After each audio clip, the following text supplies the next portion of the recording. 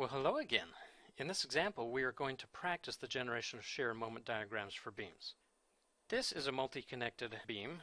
Provided the reactions for you already. Please note that the arrows on the reactions are the correct direction for these. So don't be confused by the fact that this was labeled as a -9 right there.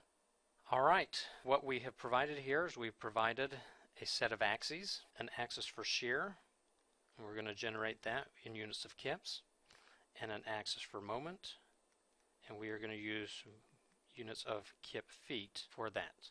We will then plot the shear at each end. We should know that just by looking at the quantities here.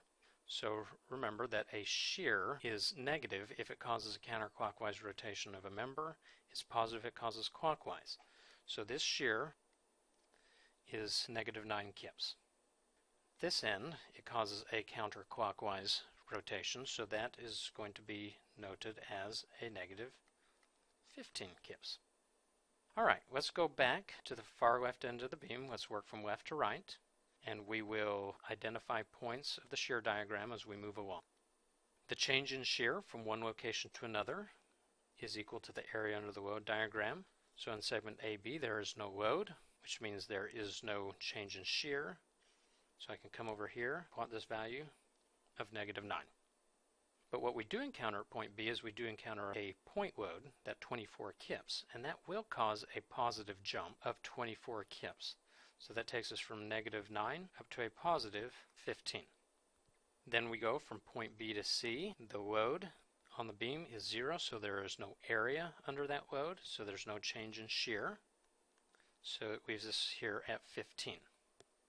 Now, at segment CD, we actually do have a load, and the area under that load diagram is a -30. How did we get that? We took 2.5, multiplied it by 12, that's 30. Why is it negative? It's negative because the arrows are pointed downward.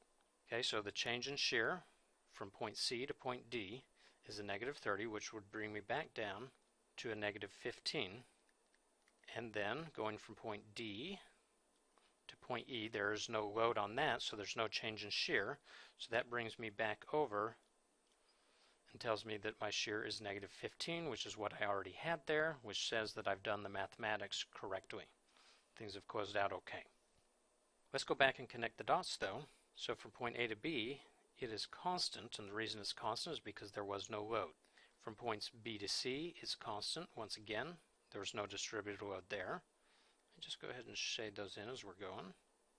For connecting points C and D, that is going to be a first order line, and the reason being is because the load here is a 0th order line, or in other words, it's a constant. And then since there was no distributed load here, that is constant as we move on. Now as far as a shear diagram is concerned, that would be complete. But knowing that we're going to have to move on to the moment diagram, we want to go ahead and compute areas under the shear diagram. And we also want to identify points of 0 shear, because those will be a local min or max in my moment diagram. So I want to know that dimension. In fact, when I know it, I'm going to go ahead and project that down as a point of interest for my moment diagram as well. Where I got that dimension is I took my 15 kips, which is what I had up here, divide it by the intensity here of 2.5 kips per foot, and that will give me a value of 6 feet. Probably not surprising. That's half the distance since it starts at 15 and ends at -15. And then let's go ahead and get the areas. So the area here would be -90. Now I'm not going to write units on that because it's going to clutter up the drawing a bit, but please note what the units are on that. You're taking a -9 kips and multiplying it by 10 feet. That gives you -90 kip feet, which is the appropriate set of units for moment. Okay, so the area here is also going to be 90, but it's going to be positive. You got an area of +45, an area here of -45, and an area here of -120. Alright, let's go to our moment diagram. Let's plot the moment at the ends. At the left end it's 0 because there's no moment arrow there. At the right end it's 120. That'll be a 120. And how do we know that? Well, one, you can go review your sign convention, but also what we find is the arrow will actually point on the side of the moment diagram you need to be plotting. So notice how the arrow's pointed on the downside? So we know that that is indeed the case. Okay, let's go back to the far left, work from left to right, and fill in the dots. So working from point A to point B, the change in moment from A to B is negative 90. So we start out at a 0.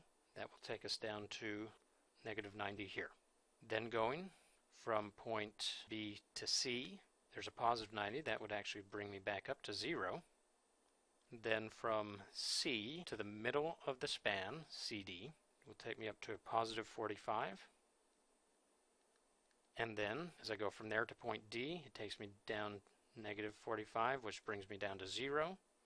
And then from there, I drop another 120, which brings me to this point, which is what I thought it should be, and that means I have done the mathematics correctly. Let's finish this diagram out by connecting the dots. Since shear was constant between A and B, it'll be first order here. Constant between B and C, first order here. Now we need to be a little bit more careful as we connect segments C and D. We know that it's a first order line for the shear, so that means it's a second order line, or in other words a curve, for this segment CD. What we need to do is we need to decide whether that's going to be concave down or whether we're going to sketch that as a concave up. So either the green or the blue. Well, it is going to be concave down, and the reason we know that is the shear diagram tells us the slope. So notice here at C, it's a positive 15, which means a positive slope. Right here in the middle, it's 0 shear, says 0 slope, and the negative 15 here says negative slope, and so that's how we knew it was concave down. And then we will go ahead and finish out, since shear was constant between D and E, that it will be a first order line there. Let me shade this in. And then I'm going to go ahead and label these. So this will be a first order curve. This will be a first order. This will be a second order. This will be a first order. If you wanted to, you could come back to the shear diagram, label that as a first order curve, label this as a 0th, 0th, and 0th. So that's a 0th.